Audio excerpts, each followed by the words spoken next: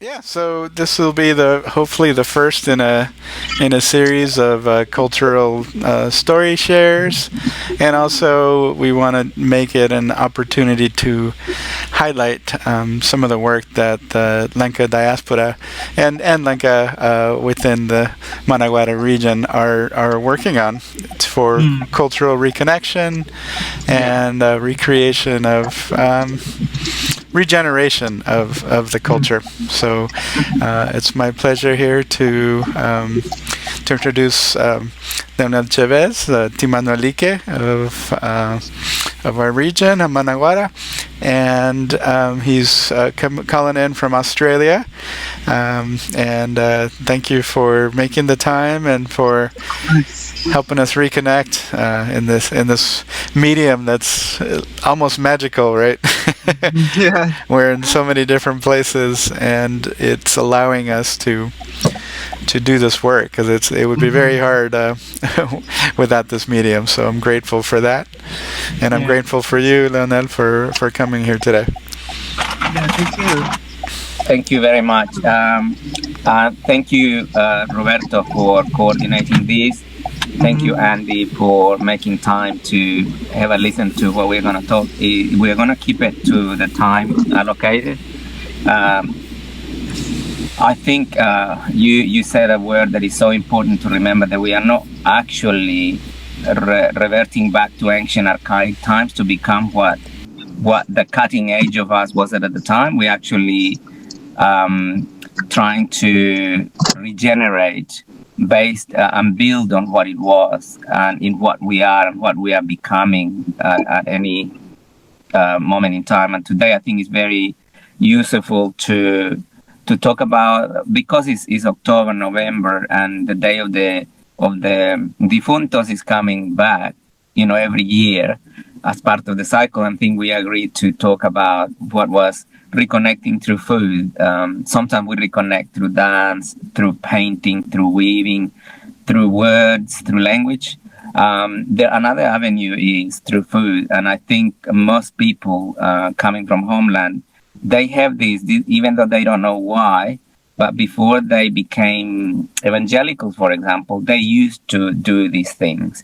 It's only the evangelical emerging elite that no longer celebrate the defuntos, because in their understanding, the people who died, they passed on to heaven, so they no longer value in keeping the grave or anything. They see that as a organic waste. Um, so I think one of the things that I would like to say is that we did have all our tribes, all our sub-ethnic groups had a tradition of honoring those who left, principally because we have a deep respect for what they built for us to live on, including the soil, the forest, the cultivations, and the infrastructure they left, plus all the other things that we cannot touch, which is the meaning of things. In regard to food, I think I don't know if in your region, because we have such a rich diversity within the Lenca gastronomy. Roberto, I don't know if in your region there was a particular tradition during the Dia de Difuntos. Yeah, yeah, no, we have a lot. Everyone would, of course, go to the cemeteries. There's always music. I love the bringing around musicians to play the favorite song of the people past. But I think my favorite part, and there's a lot of stories that the relatives, the ancestors come back to talk to us. And, as a kid, you go, is that true? But I remember once my father passed that I was sitting at his grave, and an old man came by and he said, "Who are you? Who are you here with or for?" And I told him, "Oh, Alfredo Monge." And he says, "Oh, let me tell you a story." And he told me this beautiful story, and I said, "Oh, that's what it is. They're coming back through other people." So for me, that was so meaningful. Yes, what we often confuse is the experience that we have crafted to honor those things today. So, for example, if I grew up after the prohibition in 1932, which was the last prohibition of expressing any indigenous identity, which includes celebrations, very likely I will have the mistaken idea that celebrating the Day of the Defuntos means playing a ranchera, and then I will try to cookie cut that and apply it, and then become evangelical about it and say, no, no, no, the ranchera for that at 9 a.m. is this, and then become mistakenly foot soldier or something that is erroneous. So the danger with that is to take that as a truth. What you just mentioned is actually one higher level of logic. The reason why it was this peregrination back to where their body rests is because it is a communal activity where everyone signs up to respect a day or two that they get together where nothing is normal. It's actually out of the norm, which means there is an effort to break the pattern of automatic pilots, to actually go an extra mile, to cook extra different food, all this to wear a beautiful thing, and to bring garlands and music, anything that makes the day different from the norm, because it's an honor to their memory. And the reason why we say they come back is not that they actually been through some cement statue to talk to you. It is because in our belief, we are the sum of the collective tribe, and the part of them that left, but there is a part of them that sits in everyone's narrative, because what holds us together is the story of ourselves. And the beauty is that the person I think I am is just my accepted version.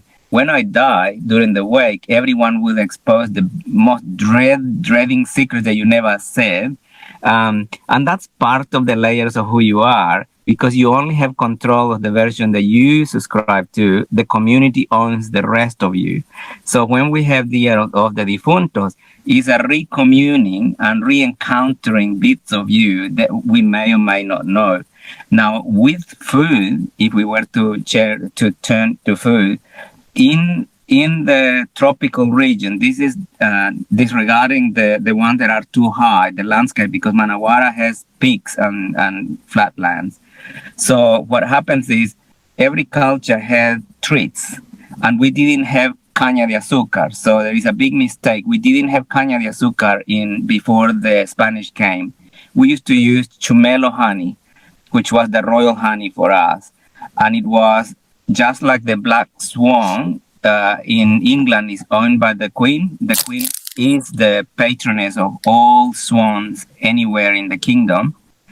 It was the same for us with the chumelo. So that doesn't mean that we have to go back and sweeten the food with chumelo. What I'm trying to say is that at the time of the encounter, people were boiling food, and then post-boiling it, they will sweeten it with the chumelo honey. Probably adorn it with flowers that were edibles and aromas that were available in the region. So there is not a religious cookie cutter thing that you can do. However, the meaning of it is that you have to create a dish that you subscribe that is special, that somehow has the produces of the landscape around you, and that is got some taste that you subscribe that is the light and is beyond the normal flavors for just getting calories to work every day. So the message was you were crafted a meal that you could share with the living, while the living were talking about the dead. Because by you rewarding with beautiful food, the conversation could keep going, and people would add more and more comments about the dead person, meaning this dead person is being brought to us right now through these narratives of all of us. So it wasn't that the dead were actually walking into the group. It was in each one of us who knew that person is a bit of them in a narrative form. And by merely bribing people with food, we keep them talking, and this person gets enhanced by the minute, and you get to see the beautiful part, the dodgy part, the irrelevant part, because everyone will bring up a little bit, and one comment will trigger the other and say, oh yeah, I remember when he fell from that tree because he was chasing a garrobo, and then another layer of narrative about that dead person, which means that person in that moment is not being brought to life through the oral tradition of that person. And then often when all this content is going through, people keep eating. And we know that from our chemistry, the more sweet things you give to people, the more energy they have, even though it plateaus and crashes at the end. And you will notice that at the end, when everything is said and everything is done, people start sighing and say, yeah, he was young actually when he died. I feel so sorry for the parents because they outlasted him, as an example, right? That's a signal that people have satisfied the narrative. They have gilded the lily enough. They have spoken enough about the good, the bad, and the indifferent. And it's almost like the food is now physically digesting. So they have switched from talking this imagined character to actually back into the body and digesting the actual food that they have eaten. So they often say, okay, so I'm gonna keep cleaning more the grave around. Do you want me to paint in black the letters? Like they go back into here on Earth, painting things. So it's an interesting multi-layer dynamics that goes on. And I think in the next bit, before I pause so you can welcome the other arrivals, I'm going to discuss the dishes that my grandmother used to cook in some occasions because she was the last survivor. All her siblings died when she was mid-20s. They died of malaria. They couldn't cope the lowlands when they were dislodged from the highlands. So if you, Roberto, can take over and welcome our Yes, brothers and yes, sisters. it's so great to see.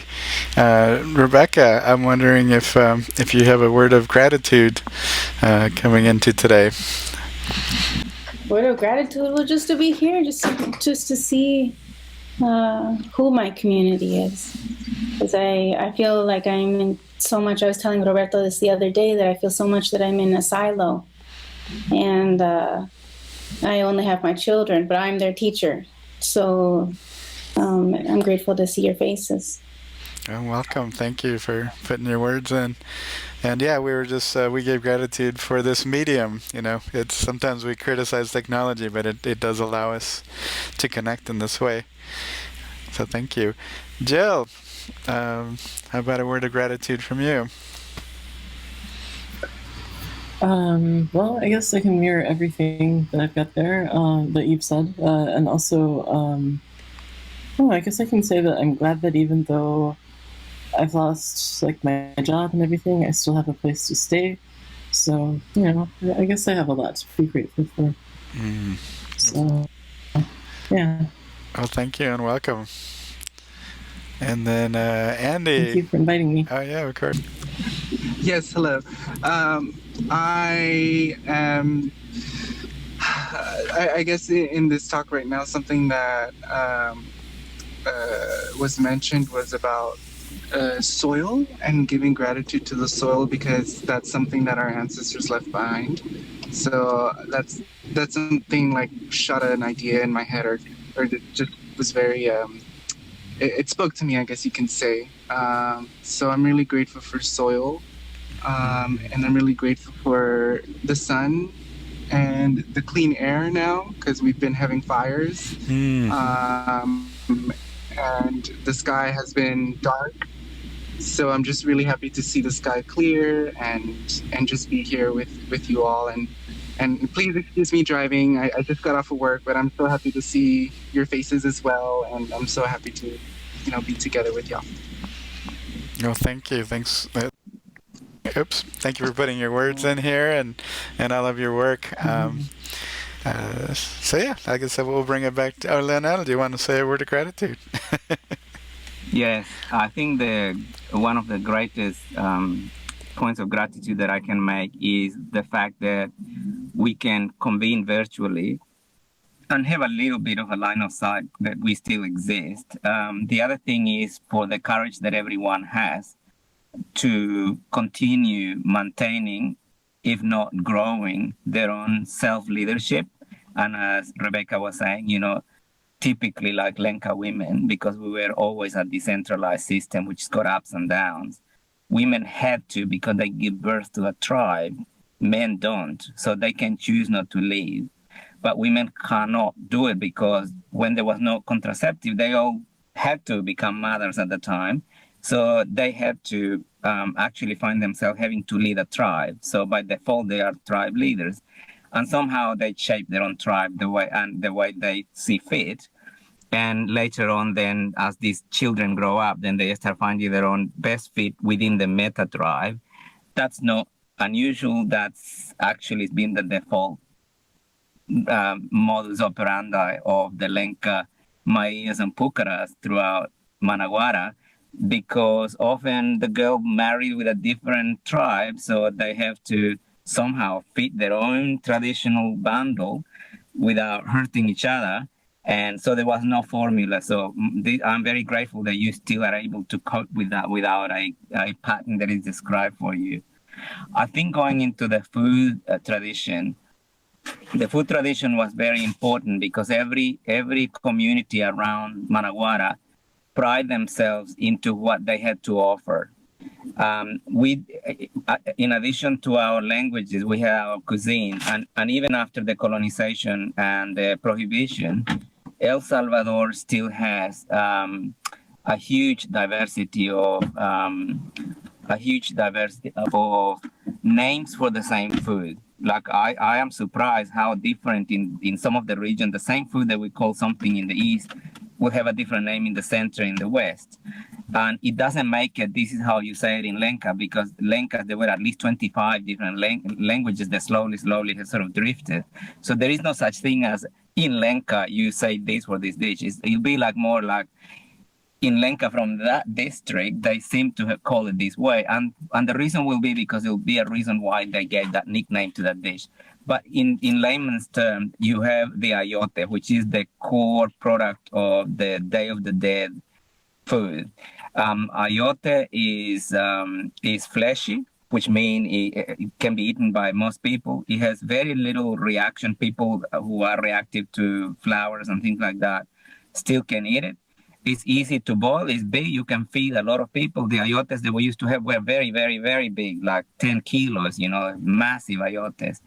And because this is not discussed normally with a lay person, but in the religious sense of the ayote actually was a gift given by the jaguars. And the jaguars found the kingdom dying of starvation. So what the jaguars did, they sacrificed one of their own and wrapped it into their pelt, and they gave it to the king to multiply through enchantment, and the king had enough to give to everyone so people wouldn't die of starvation. So it's actually, we eat the jaguar's meat when we eat, in a ritual sense, when we eat the ayote. And the reason is spotty from the outside, which is different from the sunrise squash, which is just golden. The actual ritual one has to have the spots of the jaguar, which is the ayote of the sacred ritual. So it has to be spotty from the outside, showing the pelt in which the jaguar spirit bundled it up for us to eat. So our tribe was very blessed because when the sky beings didn't provide, because obviously we were a bolted on group, the budget didn't actually include us at the beginning. So every now and then we had to be handed over food from different kind beings, including the jaguars. With that comes a reciprocity contract. It means every time we eat the ayote, in whatever way you prepare it, you are eating the gift of a jaguar who didn't need to give to us, but it prevented us from dying of starvation. Secondly, every time you eat or enjoy something that was a gift, you must give, because it's the rule of reciprocity in our culture, which is typical of our tenets. In our rules, you have to give. When you have received something on the street, on your job, as soon as you can, you must offload that debt, because it's a karmic debt from then on. And if you don't give it as a smile, as a handshake, as a well done, there are many ways how you can start giving it out until you feel satisfied that you have given almost equal or more of what you received to non-related person outside. So it has to be unconditionally given out.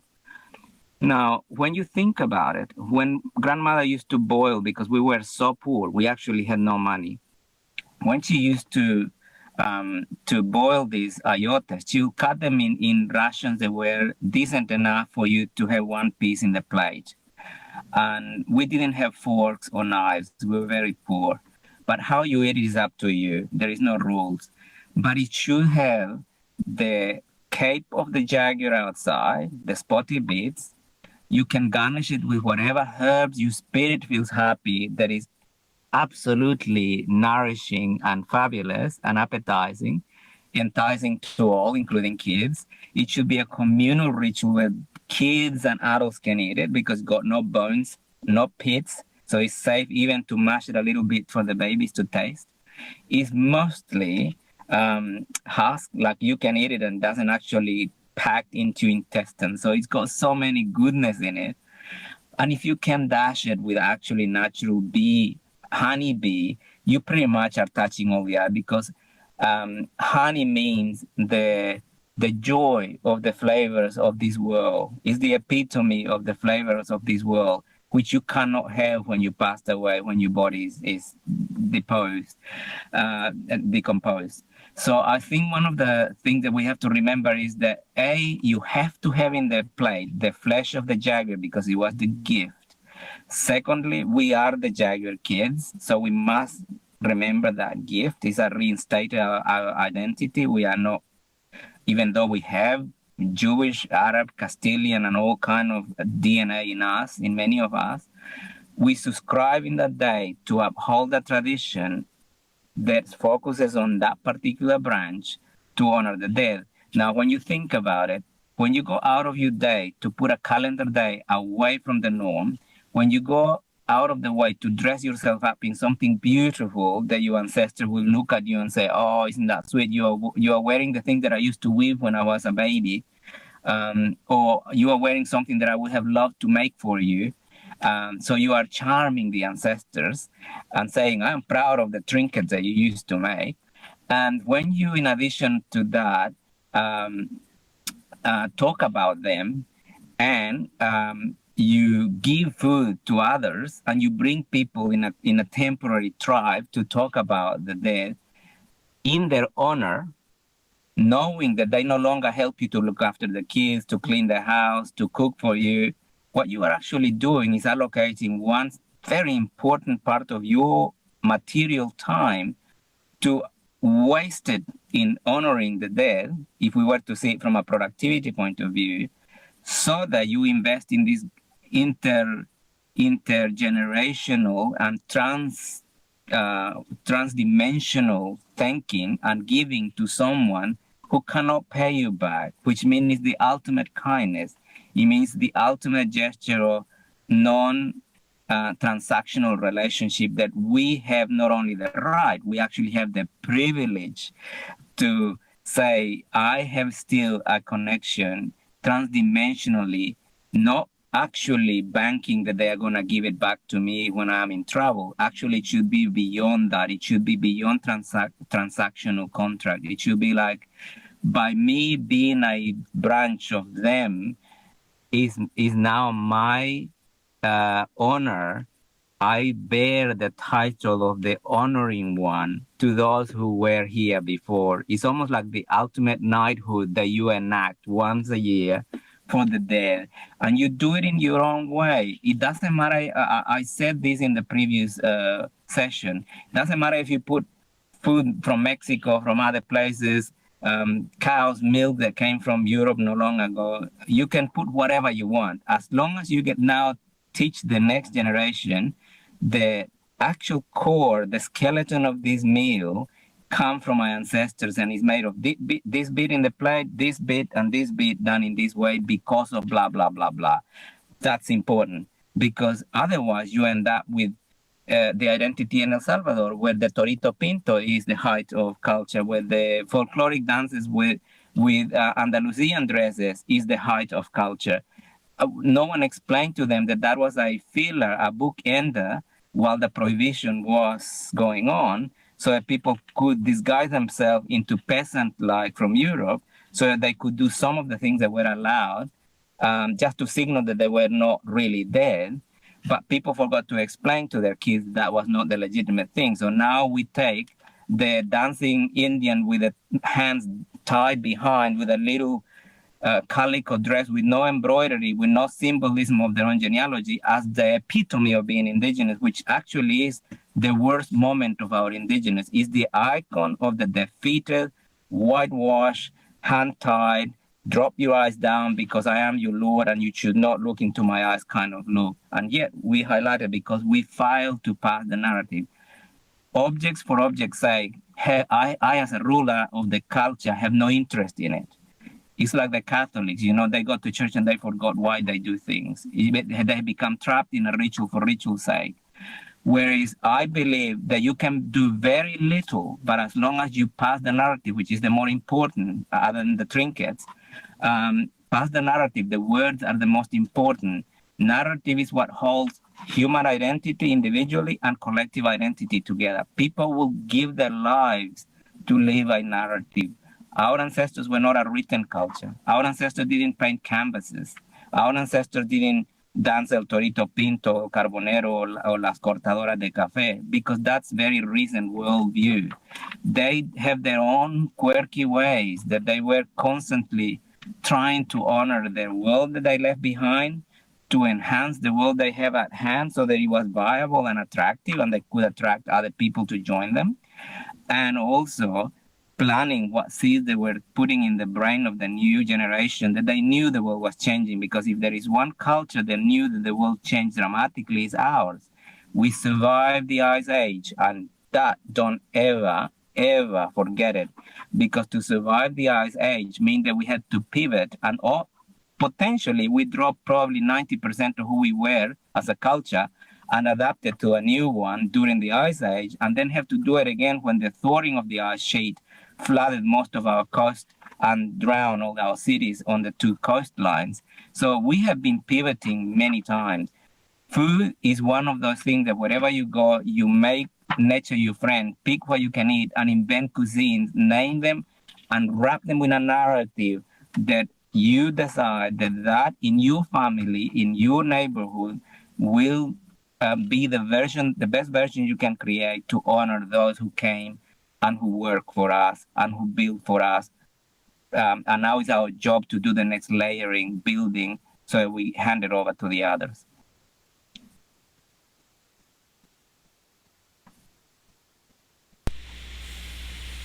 Roberto. Yeah, no, that was beautiful. Thank you for sharing that. Let's see. I'm wondering maybe we can do a question each. Maybe I don't know how much time you have left. Yeah, question each. A short one. Yeah, short one each. Yeah, short one. Okay. So we're trying to keep the very topical to especially some of these seasonal events, and that way people can practice what's happening and have it be as relevant as possible. So Andy, did you have any questions relating to the topic? Well, I have like a million questions. But, room for one. One that I'm really interested in is it's so hard to decide. But I find it really interesting about Dayote, and I'm definitely gonna add that to my plate this coming Dia de los Difuntos. Pero I'm wondering, is there another dish that is like that would either being that maybe you can share? The question, I couldn't hear very well either, but I assume it is any additional food items that were used under the context of the Day of the Dead. Is that correct? Yeah, that was like gifted by another being, like the jaguar gifted Dayote. Yeah, there are other foods. I don't know how much you guys have lived in rural El Salvador, but each region, as I said, have their own sweet flavors that they use for these kind of purposes. So you'll find that in the areas there are more lush vegetation and fruit trees, there is an emphasis on sweet fruits like zapotes, guaycumas, dulce de nance, all kind of amalgams of jammy kind of food. Some of them, they become jam just by boiling them to death. They exude this goo like honey, and you let them, it's like a reduction as you're boiling them until they exude this honey-like thing. So I know quite a few that you don't know because they were taught to me by my grandmother, but I'll be very, very surprised if you knew them. One of them is tempisques. Most people don't know them. You just boil them and boil them until they actually, at the end, in the last 10 minutes, they exude honey-like from itself. So each culture, what I'm saying is that each culture will have their own sweet-based pudding kind of thing, which is a treat. The only constant is the ayote, and that's what it is. In terms of ornaments, is the yellow flowers, which is the commercial wild flowers, which people call them the flores de muerto. They stink badly. I think that's why people call them flores de muerto. I never understood why, but I think they are called marigolds in English. And they are very deep orange ones, which are very, very beautiful, like cadmium orange. And there are some more pale ones, which we call them the pale ones are for babies, kids who die very young, and the very, very radiant yellow cadmium are for adult souls who left. In terms of drinking, the drink normally is a gift from another tribe, which is called atol chuco, which is an acid atoll, which is made with brewing wild pineapples. Or if you have normal pineapple, you just let it brew for a couple of nights, like 2 or 3 nights, until it's very acidic, and then you mulch it, sift it with like a cheese making cloth, mix it with the atoll mix, and boil it to death so you don't get sick with the bacteria. And it got the sweetness of the pineapple and the acidity of the acetic acid that was becoming agrio. So they call it atol agrio or atol chuco. And normally the seeds that come from the pumpkin is roasted and with a little bit of salt. That is a very tiny pinch on top of it to offset the sourness and the sweetness.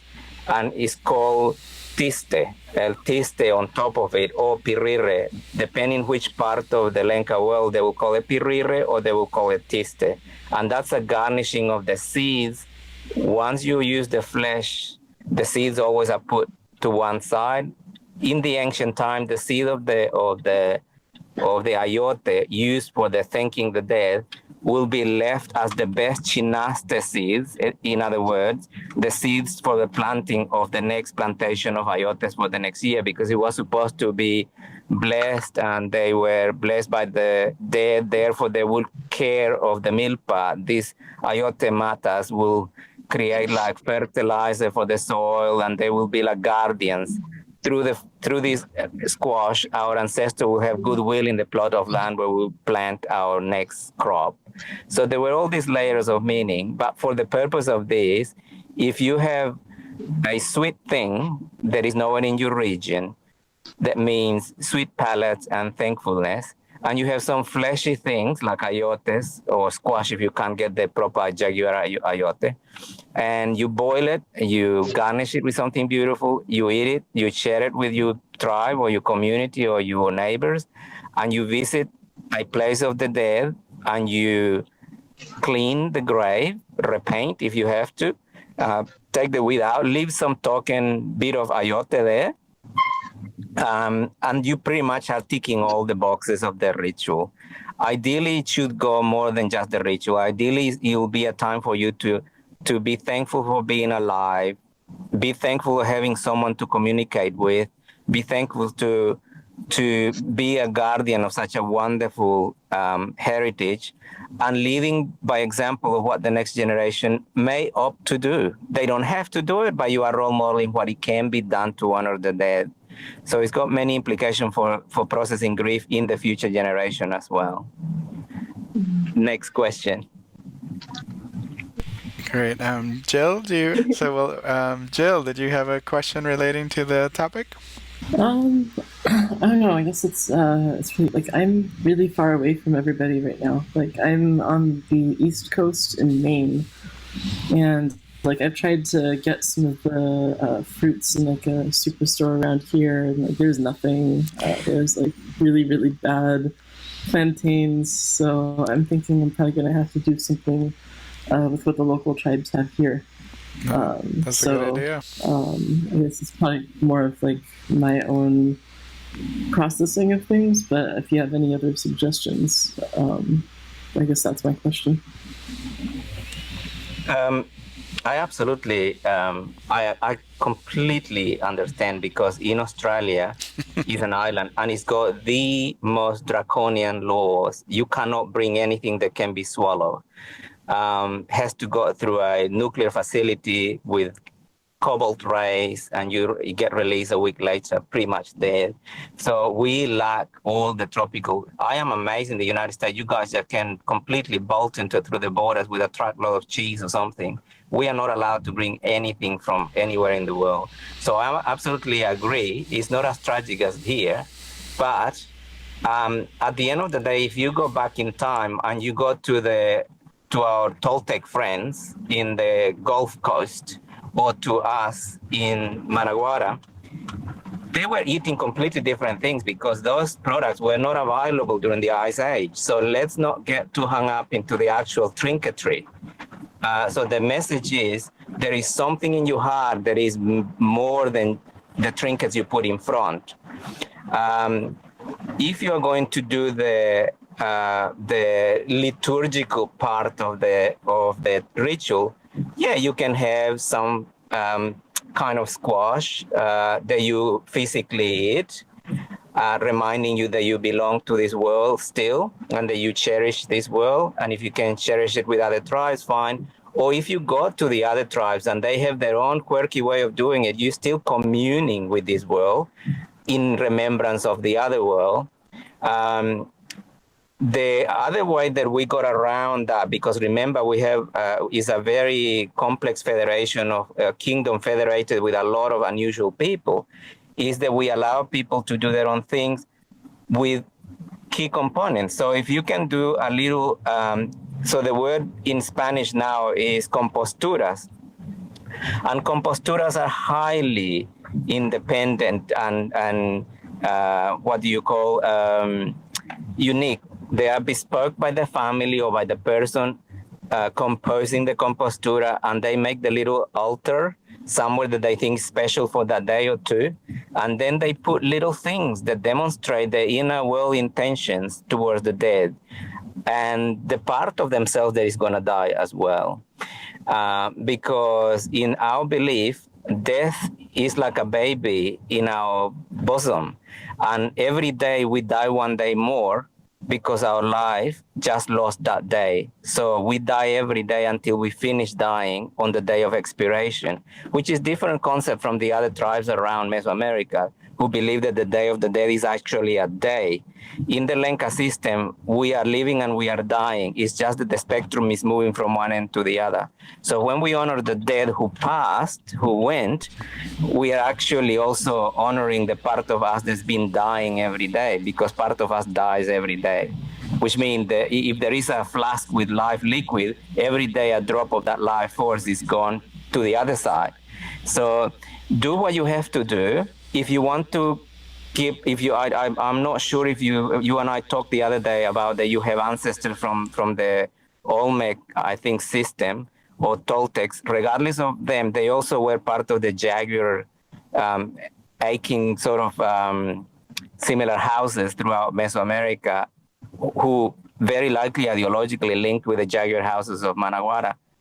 Do a bit of an arrangement instead of a woven. If you can put a little fake kind of thing, Jaguar pattern or pelt or whatever fabric you can use, you are evoking that if the ayote doesn't have the marks of the Jaguar outside. Otherwise, just do whatever you have to do in your own way. There is no right or wrong, as long as it goes with pure intention. Next question. Yeah. So maybe I'll just mention a comment. I hold the Dia de los Muertos here, and there's not too many Lencas around San Luis Obispo, but it's been really beautiful in that I've invited everyone to bring an altar, and then also we kind of joke and say bring a relative too, and introduce your relative to us, and so people set up a little altar, and then they kind of introduce you to their relatives, partly so that we have that sense of like, hey, we're at a cemetery and we're looking at all our relatives, and those stories are coming out. So that's been a beautiful kind of tradition that I've been doing here for about 6 years since my father passed. And I appreciate bringing in different foods. And this year I'm going to bring a cacao and toasted corn kind of mix that my tias used to make. And I'm wondering if you have any thoughts on what else could go good with that.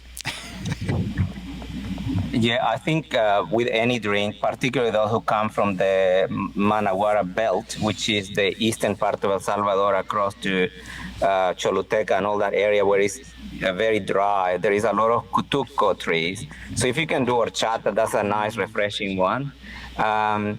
October and November is the most rainy time and windy time of the year. So we used to think that the winds came and they took diseases, but every now and then they brought diseases. So there was this prayer for not eating fermented things at the time because it was too dangerous. I think the idea that you just mentioned of bringing a relative who has passed links back to, I don't know if you have heard, a modern name that the Mexicans gave to one of our sacred islands. We used to take, after 3 cycles of being dead, which is 21 years of dead, the royals and the nobles used to go and dig the bones and put them in a shoe-shaped pot, and then they will take them to the island of the souls, which is now in the Lake of Nicaragua. And every now and then there will be a day, in a Day of the Dead, people will journey and bring at least one pot with the remains, because there were no photographs, remember? And they will bring a pot with bones of an ancestor and actually have it in the communal celebration. So it was almost like the ambassador of the dead was there. In the Inca system, actually, because they have dry weather where it doesn't rain, they will actually preserve the mummies, and the mummies were dressed up and brought back to the Day of the Dead to be sharing, sitting around the campfire with the living, sharing the food. And they will put a little ration in front of them. Of course, they didn't eat because it was a symbolic thing, but it was this blending that day, that moon, the tribes could arrange. And it was very painful in those olden days, because if the rivers were swollen, which is most of Central America, most of Managuara is flooded. So there was no such thing, they went 5 days early and they brought the dead to the party.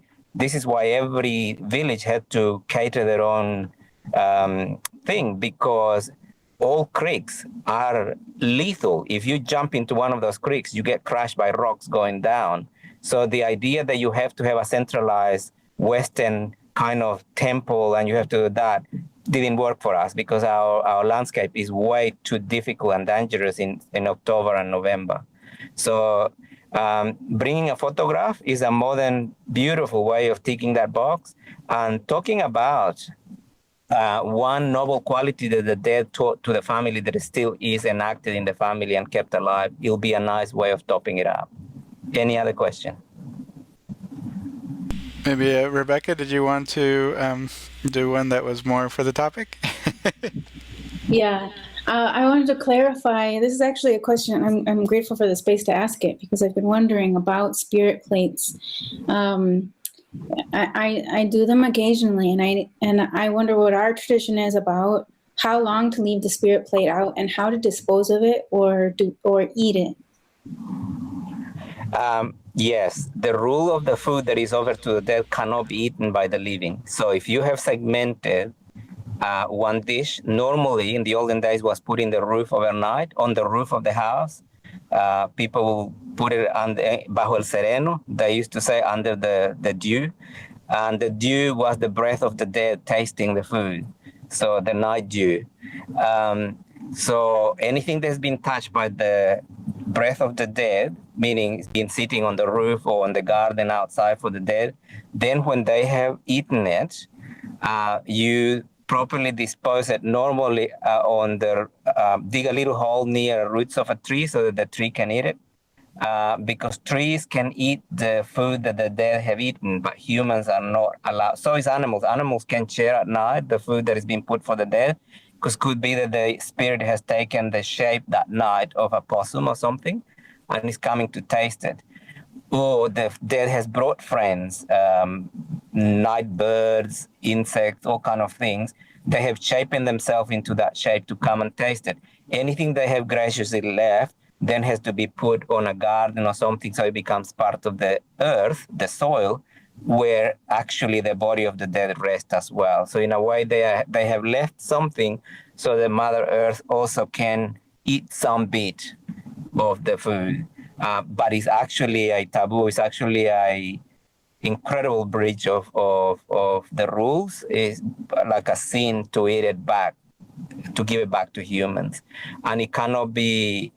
The whole pot of food cannot be given to the dead, because then you are starving the living. So it's one segment has to be, a little parcel has to be given to the dead. All that food that was left to the dead.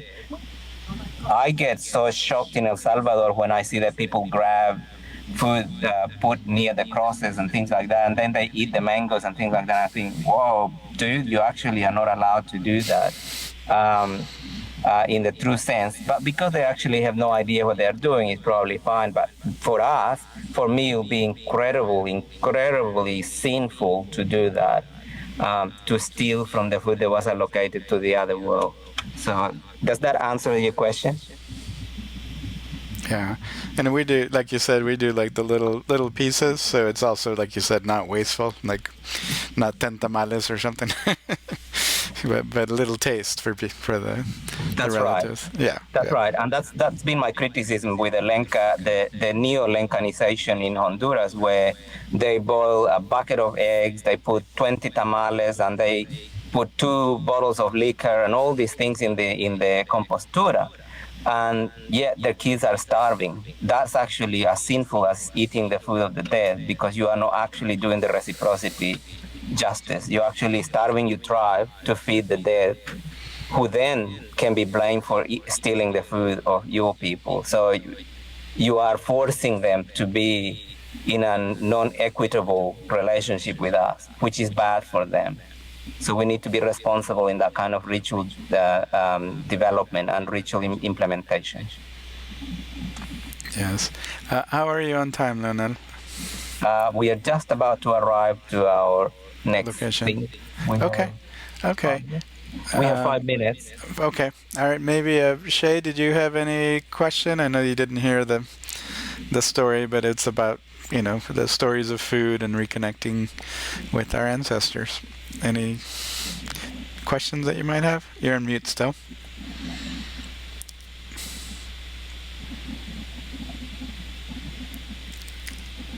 Yeah, you're still on mute. Or did you not have one? Yeah, we can't hear you. There you go. Sorry, it took me a moment to unmute. It wasn't so much a question. Just wanted to voice agreement. Not just with regards to us, but some other indigenous friends that I have from other tribes or nations who share similar sentiment. That's something like that my mom taught me when we had our altar set up for our Day of the Dead, was like the food is specifically for the dead when it's on there. But I had heard someone say that, like, if the dead eat the food and then you eat the food that you gave to them, it can make you actually very sick. With, I guess, like, interacting with energies that are not of this world anymore. They're invited into the world for a moment, but they're not actually of the world anymore. Mm-hmm. So yeah, like horror stories of it making people very sick to eat that food. So I'm definitely in total agreement with Mr. Chavez. Great. Thank you so much. Yes, Uh, I think if you keep that in mind, that when you forgo something, don't take it back. It's actually a gross miscarriage of kindness. Um, so absolutely, the belief is that once the breath has touched that food, the breath of death is there. So you just lost a few years of your life physically. You will die younger because you keep eating part of the dead realm in you. You are sending food into your living body, which it shouldn't, because your own death has its own set of progression. Don't hasten it. Um, I think I forgot one ingredient, and that's the kumarewa, which in the Mexican language is called camote. The kumarewa that is very, very red is almost like burgundy. That's the one that you make. You bake it in a pit and you peel it and you make little squares, and it's very sweet. So if you have no access to any sweet, you make those little squares and you serve that, as we call in English, like a little pudding. You can garnish it with yellow petals of flower on it and on top, and give it to kids so they love that. It's very high in calories, so you shouldn't give it to people with diabetes. But it's got no problem with celiac. So our ancestors were very happy in designing that food. Um, any other question that you might have, please give it to Roberto. I will be very happy to do an expanded version. And I really want to thank Rebecca and Andy for advancing the aggregate language that he's working in. I'm incredibly happy. I hope before I die, I see more of our culture becoming, again, sort of growing out of the rocks that have been buried in. I will do everything I can to advance the development of it, but it's a collective effort. I cannot do it alone. Everyone has a role, including those who are not Lenca. They can give us a hand in whatever way they can, and we can actually show a viable way forward, and that it is possible to survive the Ice Age and regenerate. So if we become regenerative in our thoughts, we take the basic ingredients of life and meaning, and then we co-create and regenerate our culture wherever we are in the world. So feel free to ask questions to Roberto. Roberto will then moderate with me, and I'll be able to expand in a more calm way, and then he will share, because we are building a sound archive, because let's be honest, I'm getting old, and we really need to pass as much as we can now that our family is coming pretty much to an end. I think you people around the world will take this knowledge and then make it part of who you are, in the same way we quietly been trying to do it. So I'm very happy that you took the time, all of you. Thank you for the question. Thank you, Roberto, for organizing this. I know we are all busy, and wish me all the best, and wish Roberto all the best in what we are about to do, because it can be a bit risky, and I will keep you up to date during that time. Bye-bye for now.